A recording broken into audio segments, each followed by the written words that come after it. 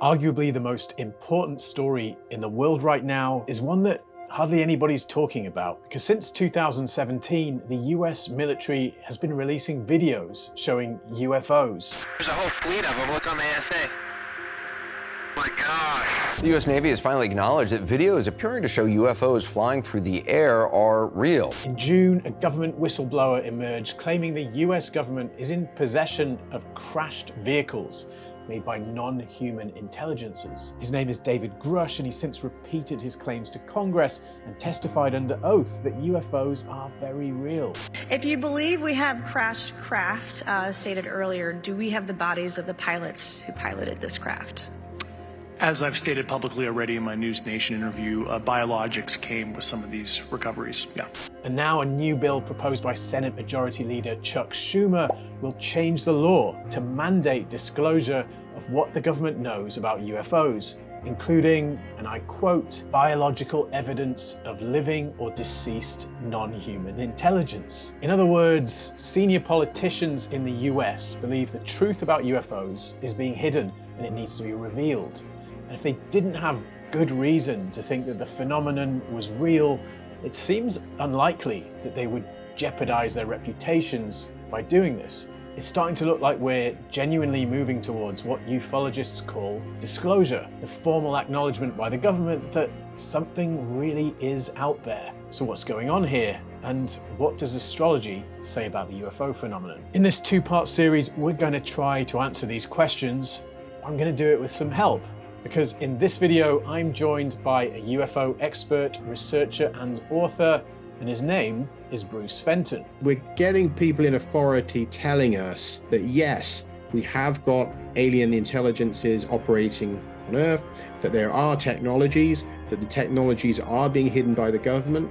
So we're getting that, but we're getting it without the evidence. Disclosure is usually seen as the government coming forward, the military and the government coming forward and saying, yes, we've got secret information on the UFO topic, and we do know a lot more than we've revealed, and here's some direct evidence. This will probably have to be in the form of either showing some kind of alien technologies or the documentation and images that shows some technology. In this episode, we're going to consider what the phenomenon may be, how it's manifested at different times in history, and look at its astrological signatures. And in the next video, we're going to look at the timing of all this. Why is this happening now? And when might true disclosure really happen? Now, before we get into this, I just want to let you know that I am currently taking bookings for private natal consultations, in which we'll work through your astrology and help you situate yourself in time and find calling and purpose in life. And I'm also available for electional consultations too, in which I will find the best possible time for you to take action and maximize the chances of success for whatever important thing you're planning to do in life. Thanks for listening.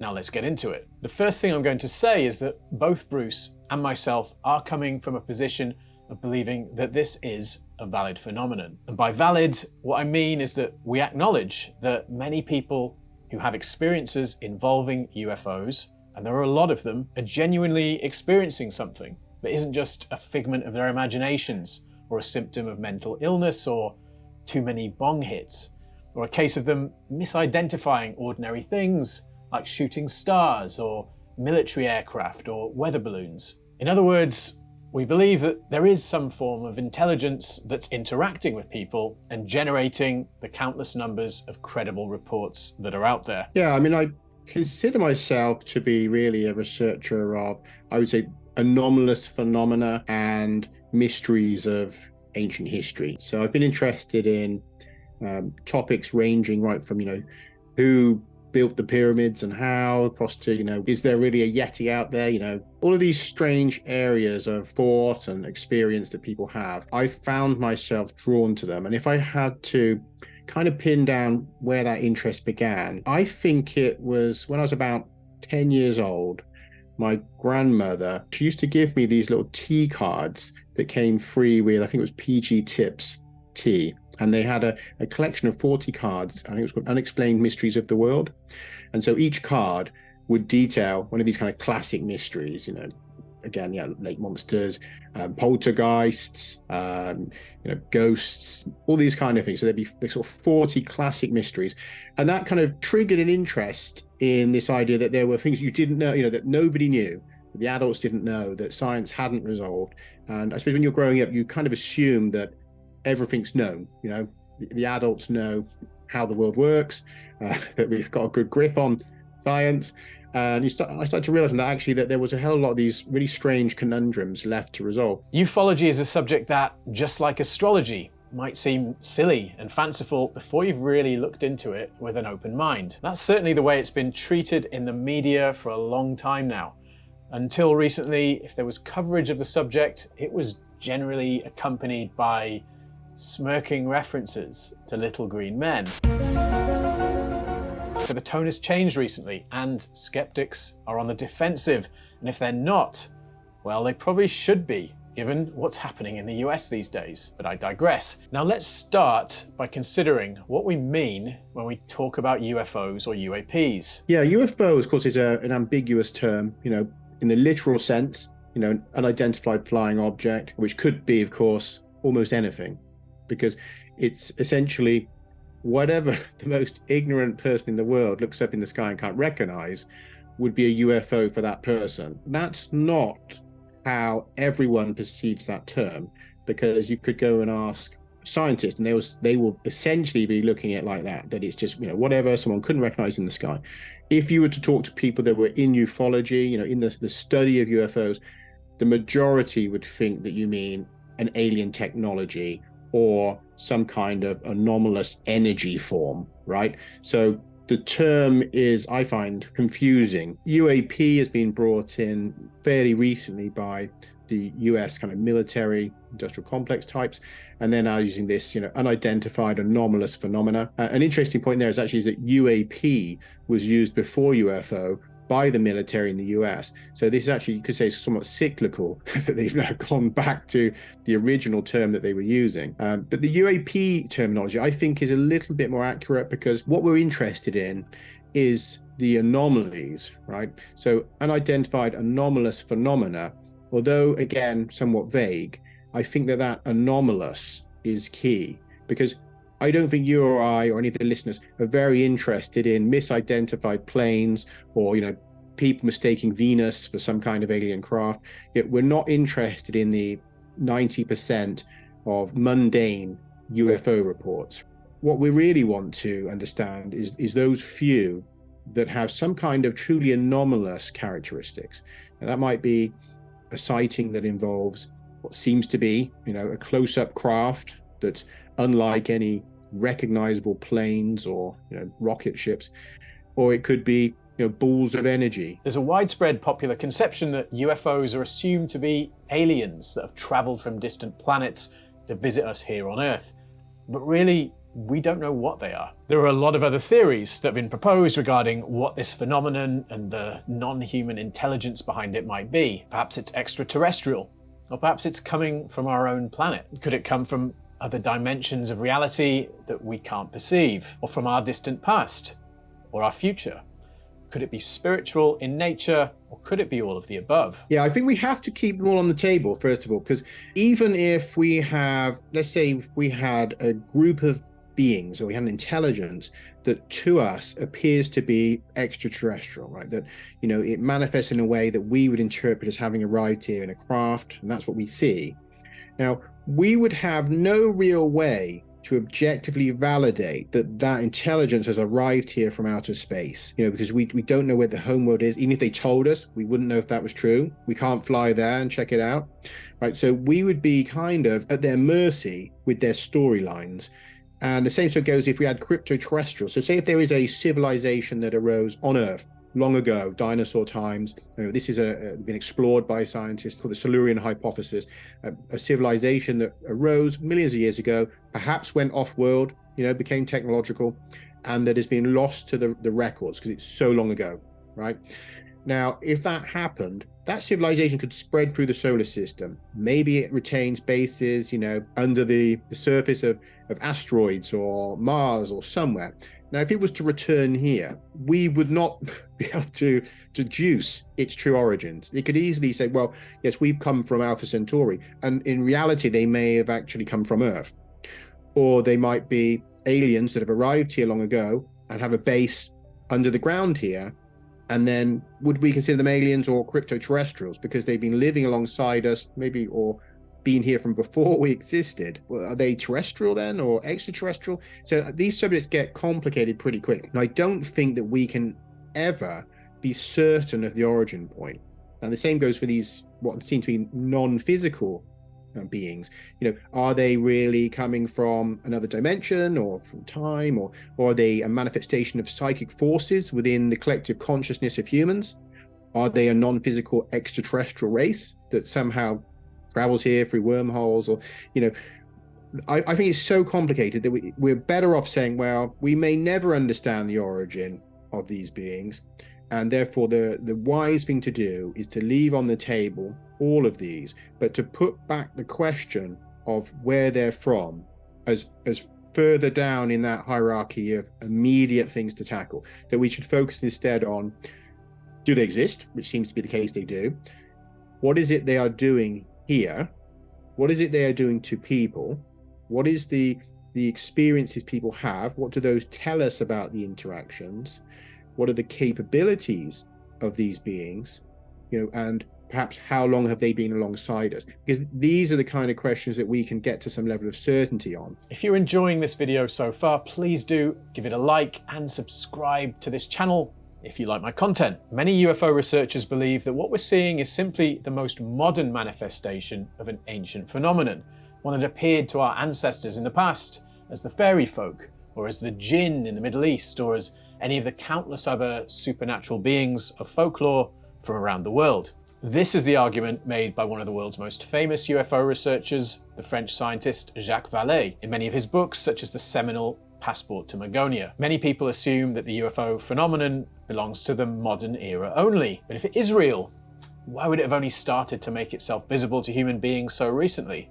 Isn't it more likely that it's been here for a long time? There are countless examples of strange happenings that bear a resemblance to the UFO phenomenon going all the way into our distant past. I won't get into the fraught territory of what we can read in the Bible right now, but really, examples of strange phenomena occur throughout history. For example, there was a mass sighting of strange objects battling in the sky above the city of Nuremberg in 1561. Here's an image printed in a newspaper in April of that year of what was apparently seen by countless witnesses. The text accompanying it described strange objects, including blood-red, crescent-shaped objects, a round metallic black ball, cross-shaped objects, and a long black spear-shaped thing. It described them as seemingly fighting amongst themselves, as if some kind of great battle was taking place in the sky. And a similar event was seen in Basel in Switzerland a few years later, in 1566.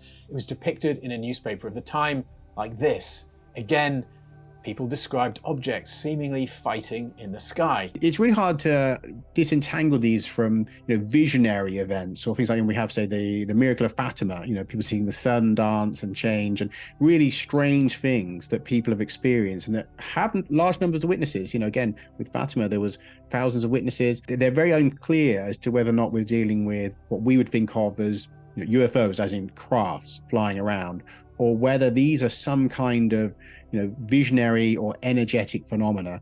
Now, I think something happened, but it's hard to know where is the line between seeing a strange craft and people just seeing very strange phenomena that may not be physical, but yet has some kind of reality. But UFO experiences get even closer to our modern understanding of them as we move forward in time. In November 1896, hundreds of residents of San Francisco reported sightings of a strange object in the sky, a large, elongated airship with strong searchlights that could fly against the wind. Over the months and years that followed, strange airships were being seen across rural America. Yeah, the airship sightings were quite an interesting phenomena. I mean, you initially had some older stories where people were saying they saw ocean-going ships that were flying around. There's a couple of instances of what appeared to be actual sailing ships, and ladders coming down and people coming down from those, which are particularly strange. But of course, then those evolved to what we've got more like gas-filled balloon type airships, much more conventional. Some of these phantom airships had wings, others were fitted with what appeared to be turbines, some even appeared to be pedal-powered. But they didn't match any craft that we know had been built at that time. But when they appeared, those were not widespread. There was only a few in existence, and they certainly shouldn't have been in these locations where people were encountering them. So they don't appear to be easily resolved by simply saying, some wealthy person was flying around in their prototype airship. All of the investigations suggest that these were anomalous and should not have been there. And so either they are from some unknown parties, some breakaway kind of group that had this technology ahead of other people, or they are something stranger, the camouflage put over some kind of non-human technology to appear slightly less frightening, something that's just ahead of the normal technologies that we had. Just like the UFOs of the modern day, many of these objects were capable of incredible maneuvers. In Passport to Magonia, Jacques Vallée said these airships, quote, exhibited all the typical activities of UFOs, hovering, dropping probes, changing course abruptly, changing altitude at great speed, sweeping the countryside with powerful light beams. And these craft had occupants. Often they seemed like ordinary Americans, mechanics in overalls making repairs to their ships, or even asking for directions. But what Vallée emphasizes is that the phenomenon, whether appearing in the form of fairies or aliens, tends to produce experiences that are not only strange and terrifying, but frequently absurd. So absurd that experiences often simply don't want to talk about them. Vallée writes this: perhaps the airship, like the fairy tricks, the flying saucers, was a lie, so well engineered that its image in human consciousness could sink very deep indeed, and then be forgotten, as UFO landings are forgotten, as the appearance of supernatural beings in the Middle Ages are forgotten. But then, are they really forgotten?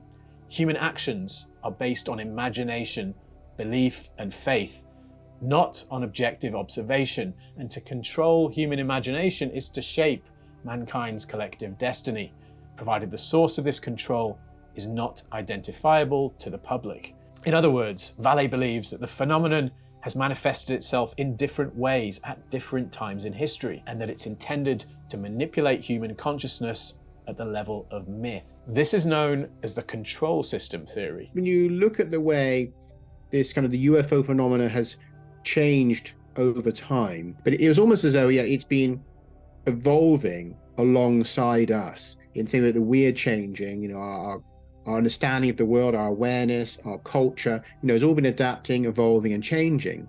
That this mysterious phenomena has been adapting and changing and evolving with us and has some role in our evolution. And also, very often, UFO experiences report psychic phenomena, both during and after their experiences.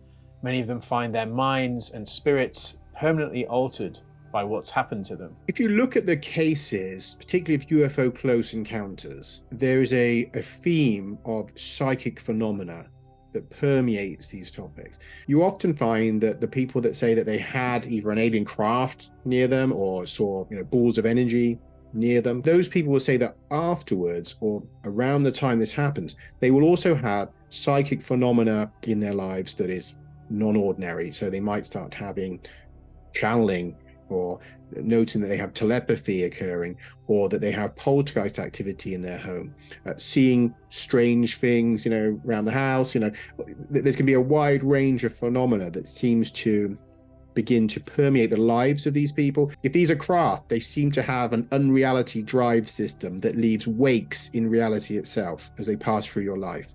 So it's so strange, the effects of these things being near you, that it goes on often for a long period or even for a lifelong change in the person. So whether it's the beings or the technologies, when you're in the presence of them, it seems to have an effect on your personal consciousness, and particularly the psychic element of humans, which of course is a much denied part of us. They seem to have a telepathic link to the people, that when they have these encounters, most of the information that's gained in a close encounter is reported as being received telepathically. So if there's a being involved, usually the being doesn't speak. It's just standing there, and this conversation begins in the mind of the person. Now, we do have technologies today that are essentially replicating telepathy. Now, some of these are microwave transmissions, voice to skull. There's implants you can have in your teeth and in your ears and stuff that will allow sound to be produced into the brain. AI that can kind of read your thought patterns and translate those into words. We are heading to a point where we're starting to see a technology that looks magical, right? So if you were to extrapolate that out for, say, a few hundred years, even not necessarily millions of years, but a few hundred years, it's very conceivable that you could have a technology that would allow you to interact with any living being at a telepathic level. And so we may be seeing these magical technologies. It's of course possible that it's not technological and that they have something about their brains or their spirit, that allows them just to do this. I'm not sure that, again, how we would ever differentiate that, but it could be explained in technological means, certainly. And so there seems to be one aspect of the phenomenon that is spiritual in nature, and yet another aspect that's material. Think of the Roswell crash and the craft that the US government has supposedly recovered. In ufology, this is seen as a division between the consciousness approach and the nuts and bolts view of the phenomenon. That said, it's almost impossible to tease these two aspects of the UFO phenomenon apart. If you look at the case history, again, it's full of instances of people saying that once they were in a close encounter event, they had telepathy or they had repercussions that were psychical. So you have to be kind of cherry picking or very selective in what you're willing to process if you're to stay in one camp. So again, if you just want it to be all about, let's say channeling and psychical forces, well then you'd have to kind of ignore the reports of physical landings, where there's marks in the ground and chemical analysis has been done showing that there's something that's happened in that soil. There's radiation in the soil, so it does suggest, that at times we're having physical events. And at the same time, there's other instances where, and I'll give you an example, there's abductions, alien abductions. And there's people who've had for many years experienced being taken from their rooms, taken onto craft, experimented on, and had very, very strange physical seeming events with physical effects to their bodies, who then have been in instances where they've been woken up by a partner mid-abduction and realized that they haven't gone anywhere. And that, that these abductions that they thought are happening physically to them for years are clearly not happening physically. Now that's very jarring, because you can imagine if you were sure these beings are dragging you out the window and onto the craft and your body has been going, only to realize that actually, no, this is something to do just with your perception, as being your awareness, and that you somehow being almost spiritually abducted, but not physically abducted. So I think that we have a strange mingling of profound psychic forces with physical events. And that may be what the phenomenon is sort of telling us, that our border between our psychical experiences and the energetic fabric of reality is not a hard border with this kind of, the mundane materialist view, that there is no hard border. One of the most famous UFO experiencers is the writer Whitley Strieber, who claims that he was abducted by non-human beings from his cabin in upstate New York on the evening of December the 26th, 1985. He wrote a best-selling and frankly terrifying book called Communion about this event, which was later made into a movie starring Christopher Walken.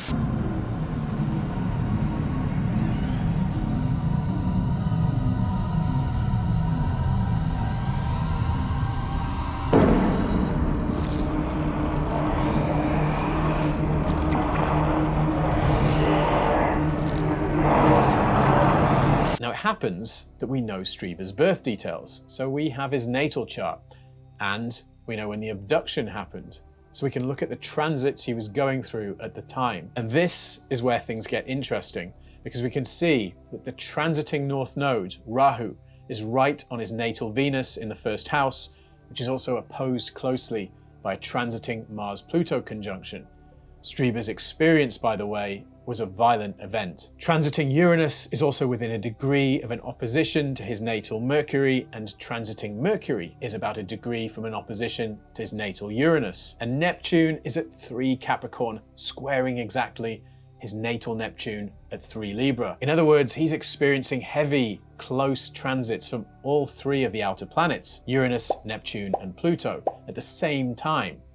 No astrologer who sees these transits could be in any doubt that something very strange and powerful must have happened to him at that time. The famous astrologer Dane Rudhyar called the 3 outer planets the ambassadors of the galaxy. It may seem obvious that Uranus, planet of the surprising and the shocking, would have something to do with the UFO phenomenon.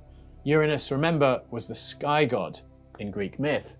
And yet Pluto, the god of the underworld, and Neptune, god of the sea, were also very much involved in Strieber's abduction chart. And it just so happens that the almost 500-year synodic cycle of Pluto and Neptune seems to be tied to the UFO phenomenon. And it has everything to do with the evolution of human consciousness. The last conjunctions of these 2 planets happened in 1891 and 1892. In other words, around the time of the wave of strange airship sightings that we saw earlier in this episode. We're going to explore the implications of this in the next video. So thanks so much to Bruce for joining me for this episode, and do check out his fascinating work. And I've got a couple of books on Amazon. Got Exogenesis Hybrid Humans, which was to do with the alien topic, and also Forgotten Exodus, the Inter-Africa Theory of Human Evolution, which is to do with human migrations, our origins, but without aliens being mentioned. And also I have a Substack, which is brucefenton.substack.com. And on there, I go into my main research, which is to do with a contact event in prehistory 788,000 years ago. And that sounds super precise, but that's explained in the Substack why that is. And of course, I'm on Twitter ranting on these topics, and that's geological SETI. If you'd like to know more about the astrological context in which we're seeing these moves towards possible disclosure, I suggest you watch this video. In this episode, S.J. Anderson and I explored the implications of Pluto moving into Aquarius, which seems to be one of the astrological factors signaling the recent explosion in news about UFOs. Thanks, and see you next time.